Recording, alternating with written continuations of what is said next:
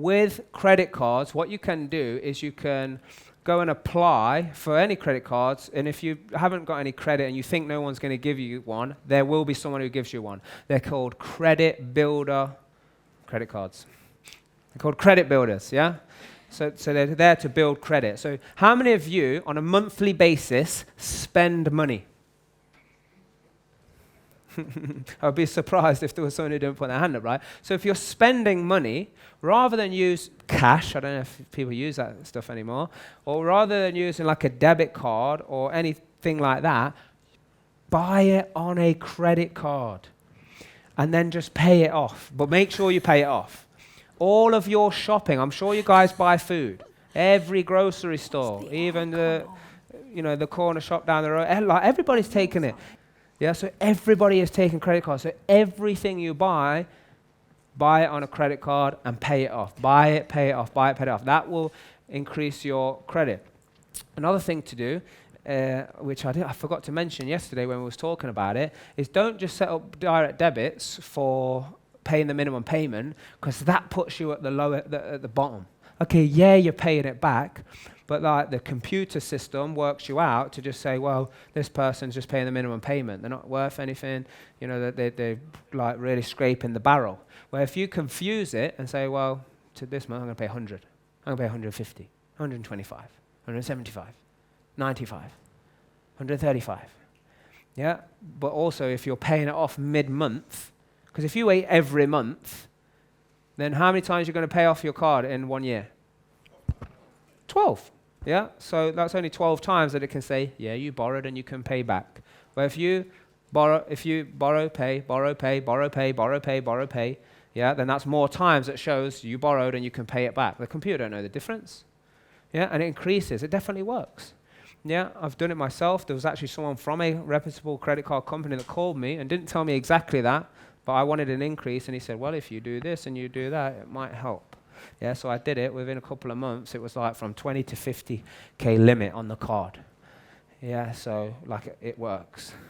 So I think it's confusing it, but it just don't put you at the bottom of the pile. Also, who's heard of like 0% interest credit cards? Thank you. So these credit cards are the ones that are like, so I can either buy, and in fact, I did something that I didn't do before. Do you want to know what it is? Okay, so let me explain the principle first, and then I'll tell just those 3 people that said they wanted to know. Yeah? Yes. Do you want to know? Yes. Yeah, okay, good. So first of all, the principle is, so I could either get 0% on purchases, but for some reason, for me, it may just be me, they seem to be rarer these days. Like where they would just straight away, I could go and buy a load of stuff and it's on 0%. Yeah, so now it's more like balance transfer. And the reason I think they're doing that is because they want your custom. They want to take your custom. So if I'm with, say, Santander, yeah, and then Barclays will give me a 0% balance transfer because they want me to come over to Barclays. Does that make sense? Yeah, so what can happen is you can buy something on one card and then balance transfer it over to this one, and now I'm 0%. So now I can just be paying the payments, and now I won't pay any interest.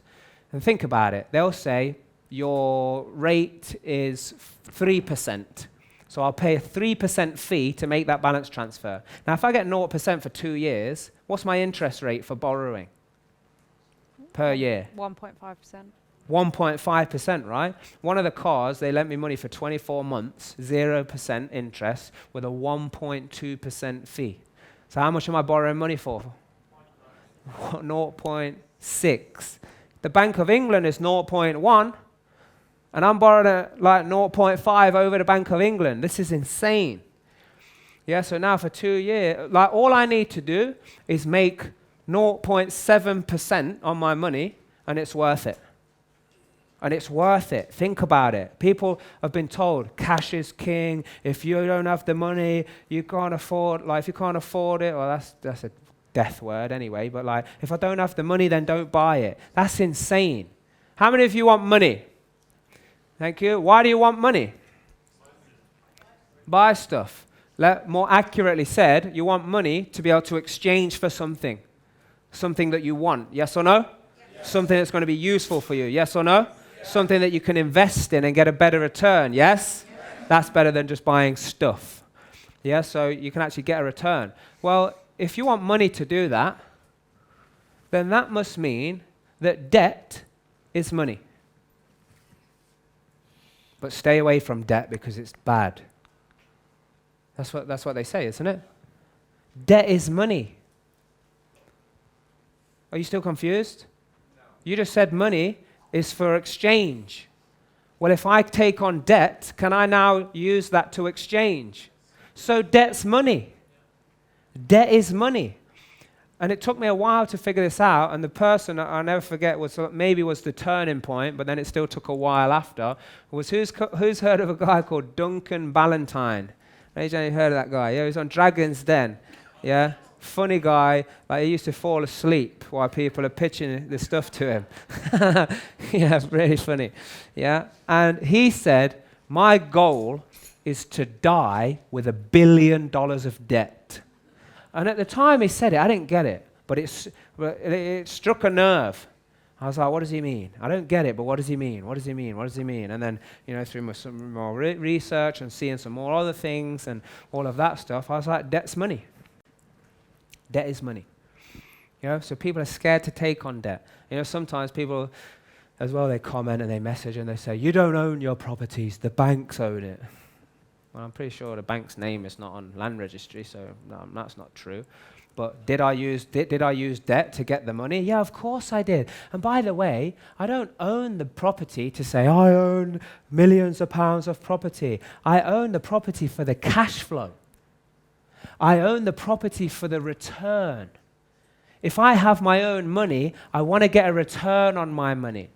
And I'll show you a little bit later, when we start going through the numbers and we start looking at percentages, I'll show you why, like when you say, oh, you have to make it a real good deal for me to lend you money.